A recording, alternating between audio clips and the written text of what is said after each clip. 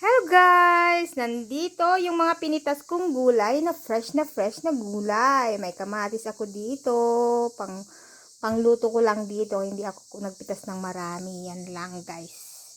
O diba? Ito yung mga sitaw ko. O diba? Marami na akong sitaw. Ito ang first harvest ko sa aking gulay.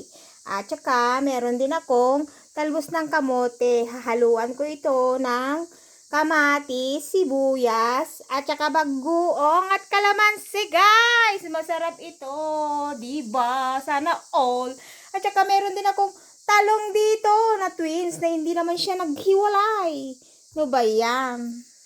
Di ba ako nakapitas ng okra, pero may pananim din akong okra. O, diba? Sana all. Masarap ang pagkain ko ngayong araw. Busog at healthy ang tiyan ko ngayon. Sana all, guys. Kaya kayo, magtanim din kayo para may mga fresh kayong mga gulay na iluluto, di ba?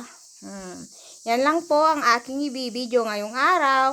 Thank you so much for watching and don't forget to like and subscribe. Bye-bye!